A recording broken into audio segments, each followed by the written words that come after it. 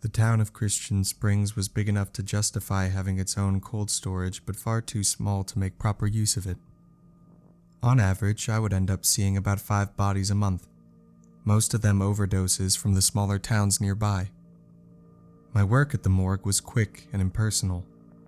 No one that I could recognize ever ended up on my table, and the toxicology reports always came back with a clear-cut cause of death, usually something in the realm of opioids. What I saw in that fluorescent-lit room always stayed where it belonged. My work life and my family life were always 2 separate entities. That all changed during the Christmas season of 2003. 2 local bodies were brought in within 24 hours of each other. Neither of them were like anything I had ever seen. The first body once belonged to Chelsea Steeler, a local first grader.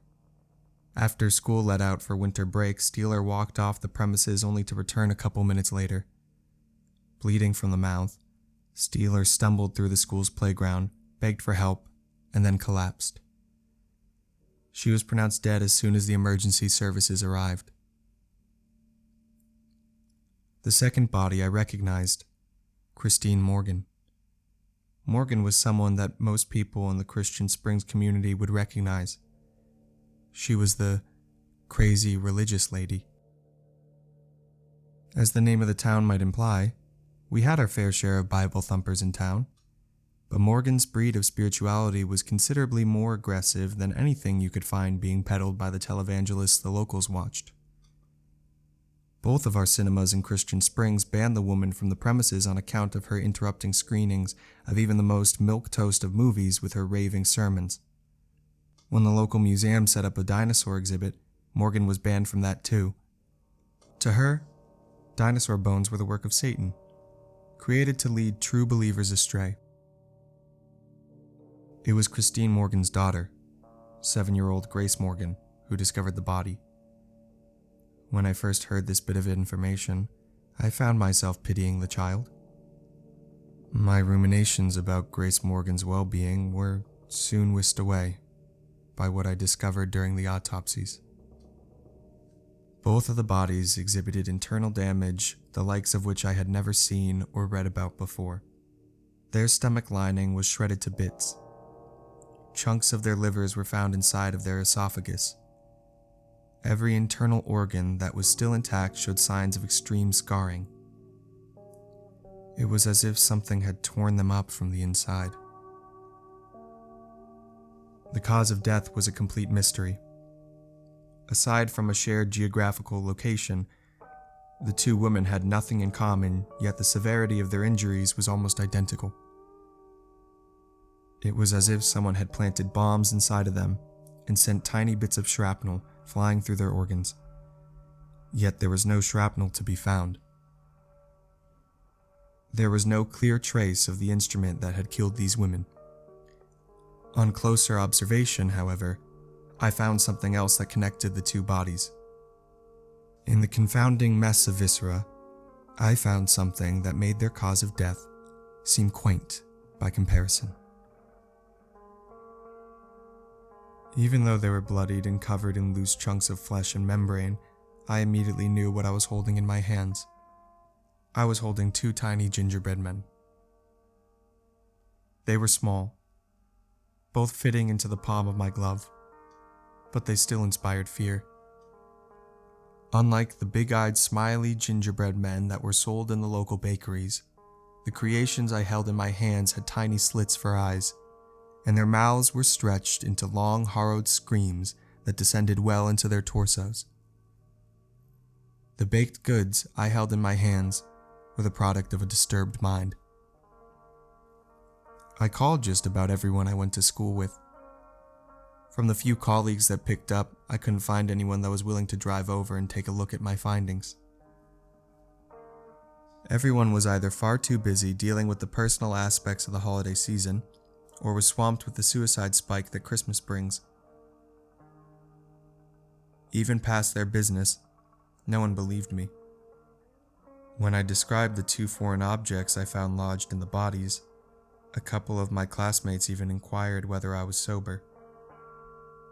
Not being able to find any explanation through my informal channels, I called my boss on the county level. His annoyance with my phone call was crystal clear. The town of Christian Springs was not on his radar, and, in his opinion, mysteries that weren't directly connected to criminal investigations were better left unexplored.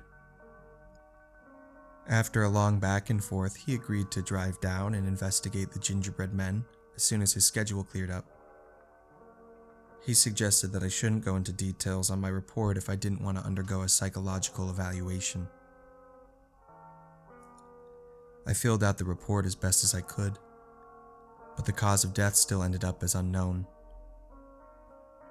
After a couple more phone calls to old colleagues who didn't pick up the first time around, I gave up.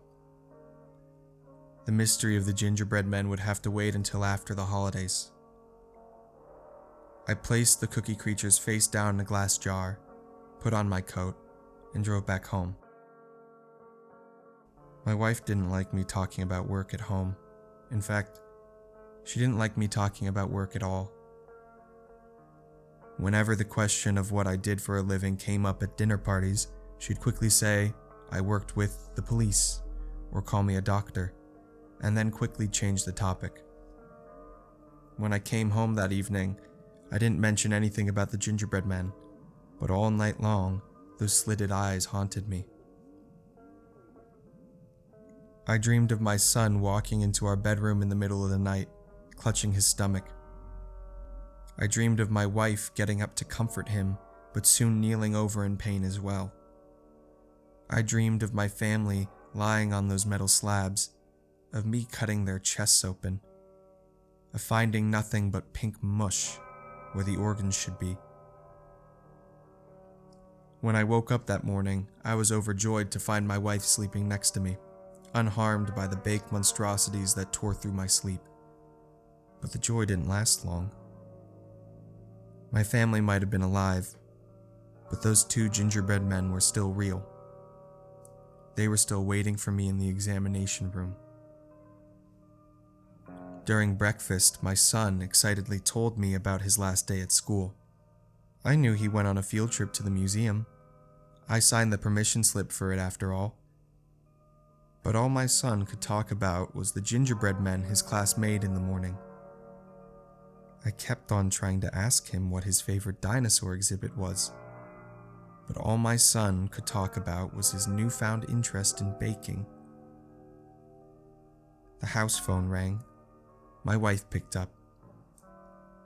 Whatever was being said on the other line made her visibly uncomfortable, but when she came back to the table, she simply resumed eating. It wasn't until my son went out to play with his friends that she told me the school called. One of my son's classmates suddenly died. The teachers were calling the parents to let them know. "Chelsea Steeler?" I asked. She immediately noticed the beginning of a conversation she didn't want to have. "Let's not tell him until after Christmas. Let him be a kid for a little longer." I didn't argue.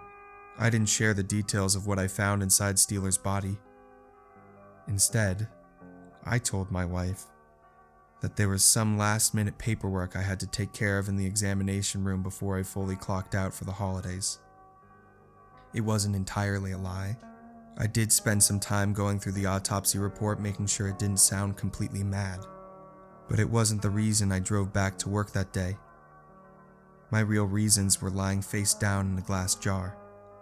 Yet when I took the jar out, the gingerbread men weren't lying down. They were pressed up against the glass, facing the outside world. There was no doubt in my mind that the creatures had shifted, that they had somehow stood up in my absence and were looking out into the world with their slitted eyes. For a moment, I stood there, confounded by the blood-covered baked goods staring back at me. Yet the longer I stood in the empty examination room, the more I thought about my family. Beyond the corpses, beyond the ripped muscle and flesh, I had a family. Back home, my wife and son were waiting for me. I closed the cupboard that held the gingerbread men, shut off the lights, and drove back home. It was difficult to keep the malformed creatures out of my head on the drive back. But as soon as I got past my front door, the mysteries of my professional life dissipated beneath the sheer pleasure of spending time with my family. After lunch, the three of us went outside to build a snowman. 2 big eyes of Christmas ornaments, a thick carrot nose, and a wide grin of coal. The creature that my son had constructed wiped away any memory of the harrowing gingerbread men in the examination room. Once the snowman in our front yard had been completed and the sun had set, the three of us settled down on the couch and watched a Christmas movie. I scarcely paid attention to what was on the television. Whatever was on the television was irrelevant, just a bright backdrop to a calm evening spent with those I loved.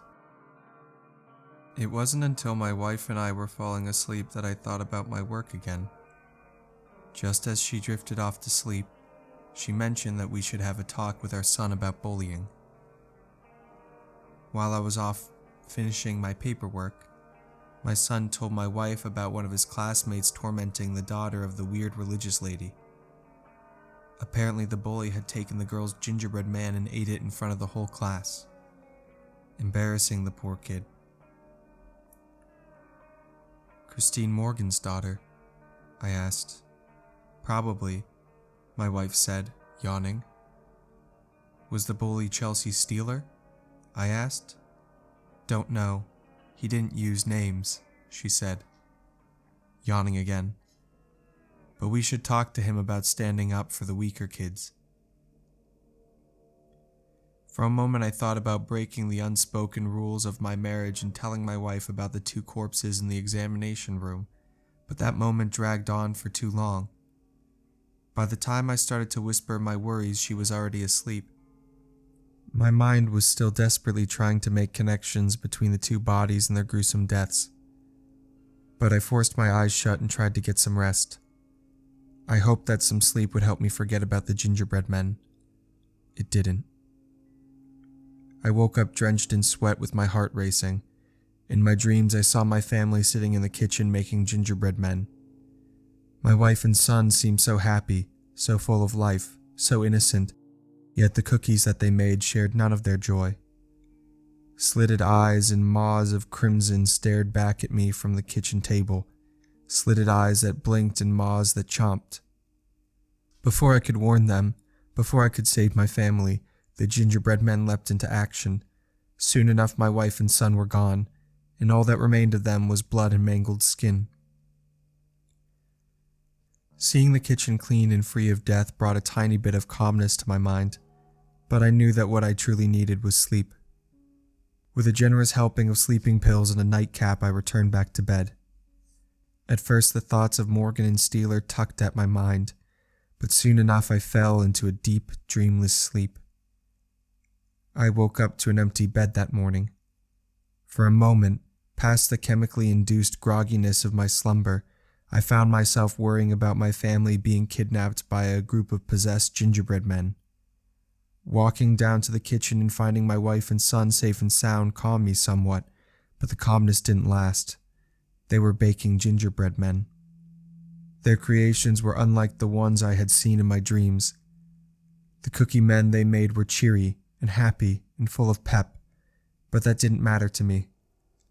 All I could think about were those slitted eyes and screaming maws.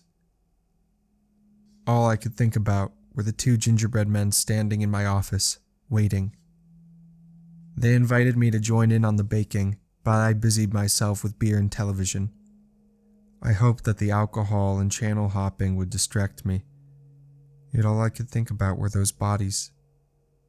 Regardless of how much I drank or how loud the Christmas music blaring from the television was, all I could think about was Morgan, Steeler, and the cookie men that were lodged in their broken corpses. My mind kept on trying to find some semblance of reason in this bewildering world. "Daddy, I made you something." My son's voice cut through my frenzied internal monologue. In his hands he held a little gingerbread man with a bushy mustache and glasses. The facial hair was made of green frosting.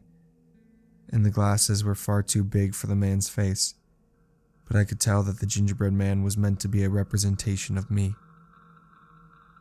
"Do you go to school with Grace Morgan?" I asked him. He seemed confused by the question, but eventually nodded. "Did Grace ever talk about her mother? Did they get along?" I asked him. "Gracie's mom was mean," my son said. "When the class went to the museum, Gracie's mom was standing outside yelling at us." "But did Grace ever talk about her mother? Do you think Grace would ever want to hurt her? Would Grace ever want to hurt Chelsea Steeler?" "Well, Gracie's mom didn't let her come to the museum with us, and Chelsea was always mean to Gracie," my son said, unsure of my questions. "Do you like this gingerbread man I made you?" I didn't. Even though the cookie held an innocent smile and was made by the most important person in my life, I could barely look at it. Yet as uncomfortable as I was, the pride in my son's eyes was undeniable. I accepted the cookie. I knew full well that the effigy in my hands was a product of love. Yet all I could imagine was the little gingerbread man tearing through my insides. "Are you going to eat it, Dad?" he asked. "I promise it's not bad. Mom helped me." I almost told him that I wasn't hungry, or that I would eat the cookie later, but the pride in my son's eyes was undeniable. The pride in my son's eyes was more important than the fear in the pit of my stomach. In one swift motion, I decapitated the gingerbread man with my teeth. Once I was sure his head was crushed enough to not do me any harm, I downed the chunks of gingerbread with a gulp of beer. "Tasty," I said. But I wasn't able to mask my discomfort. That evening, as my wife and I wrapped the Christmas presents, she asked me if I was all right. Both her and my son had noticed that something was bothering me. That evening, she was willing to talk about my problems, be they work-related or not. Yet by then, my fear of the gingerbread man had grown to such an intensity that it could not be put into words. I just told her that work was a bit more stressful than usual this year, but that I would be fine eventually. She asked me if I wanted to talk about it. I didn't. I couldn't. She tried to get me to open up a couple more times, but eventually, with the lights off and the presents packed beneath the tree, I was left alone with my thoughts. My thoughts were singular. I shouldn't have driven that night. I had drank enough through the day for it to be a bad idea, and to make things worse, there was a powerful blizzard that swept through the town that Christmas Eve. Yet I knew that unless I got some closure, I wouldn't be able to sleep. I drove through the curtain of snow until I could see the faint lights of the Christian Springs morgue. The absurdity of it all was a steady drumbeat in the back of my head, but it wasn't until I was standing in the darkness of my office that I consciously acknowledged how insane my trip was.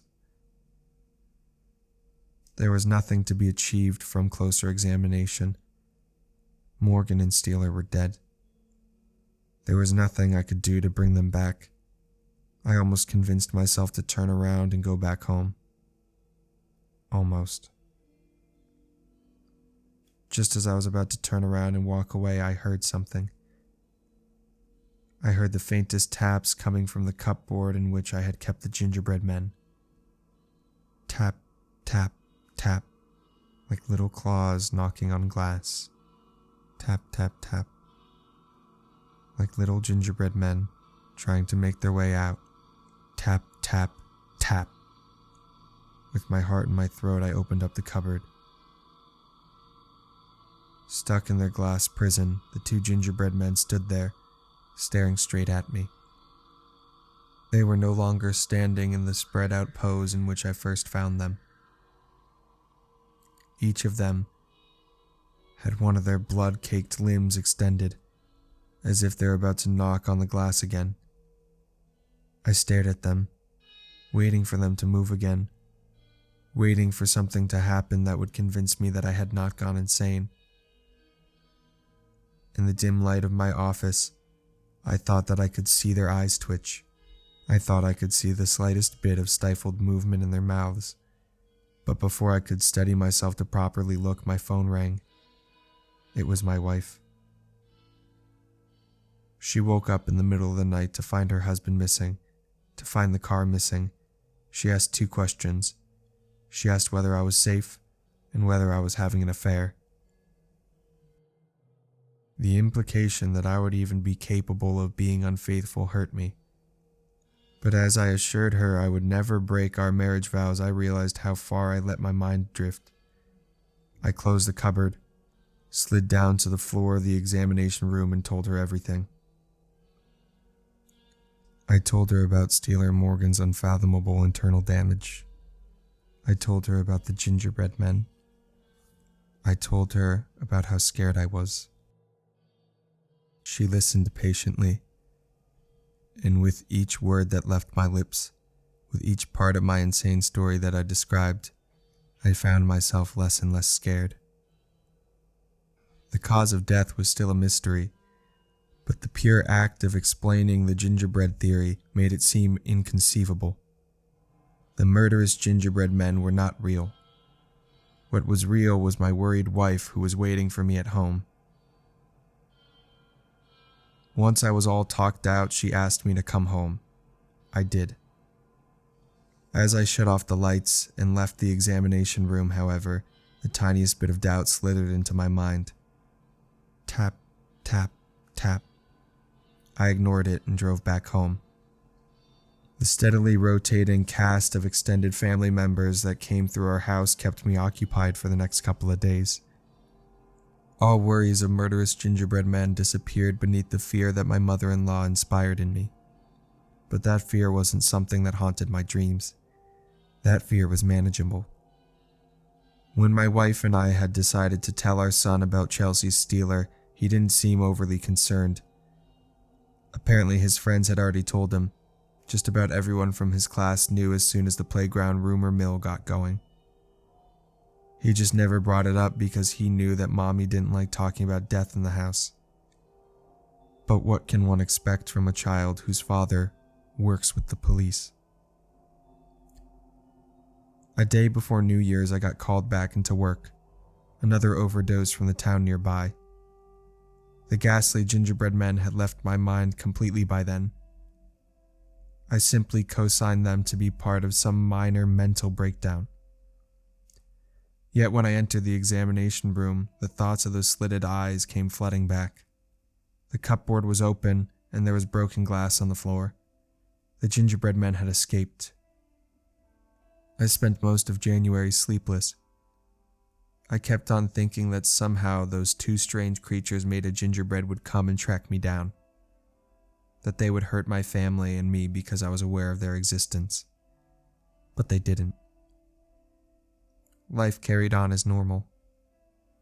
My boss agreed that Morgan and Steeler's injuries were difficult to explain, but he also insisted that they were not important enough to investigate. After the first day of classes, my son informed me that Grace Morgan left town to go live with her grandparents, and that no one was particularly sad with the school bully disappearing off campus. Once it became clear that no murderous baked goods were coming after me and my family, the thoughts of those slit-eyed creatures drifted away into the realm of pointless mystery.